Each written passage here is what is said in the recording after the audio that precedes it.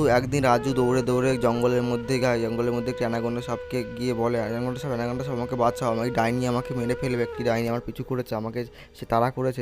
তখন অ্যানাকোন্ডা সাপটি বলে, তুমি কোনো টেনশন নিস না, আমি আছি, তোমার কিচ্ছু হবে না, তুমি বলো সবটা কোথায়।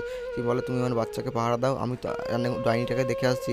তখন সেই বলে সাপটি বেরিয়ে পড়ে। সাপটি সারা জঙ্গল ঘুরে পড়ে, ডাইনিকে খুঁজে পায় না। খুঁজে না পাওয়ার পরে সাপটি যখন তার বাসায় আসে তখন দেখে রাজু তার বাচ্চার গলা টিপে ধরে আছে। এটা দেখে সাপটি অনেক রেখে যায়। তখনই রাজু বলে, তুই তোর বাচ্চাকে যদি বাঁচাতে চাস তাহলে তোর আমাকে দুহারি সোনা দে। এটা বলে তখনই তখনই সাপটি রাজুকে দুহারি সোনা দিয়ে দেয়।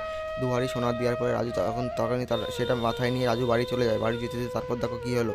বন্ধুরা, তোমরা এই ছবিটি দেখো, তোমরা কাকে বাঁচাবে? তোমরা যদি মাকে বাঁচাও তাহলে চ্যানেলটি লাইক করো, কমেন্ট করো, সাবস্ক্রাইব করো, আর কমেন্টে লিখে দাও আই লাভ ইউ মা। তারপর দেখো কী হলো। তারপর রাজুর সামনে অনেকগুলো সোনা পড়েছিল। রাজু একটি চাল ছিল, রাজু সেটা বুঝতে পারেনি। রাজু ধীরে ধীরে সে সোনাগুলো নিতে যখন ঝাপটি গায়ে চলে, সাপটি তাকে আগুন দিয়ে মেরে দেয়।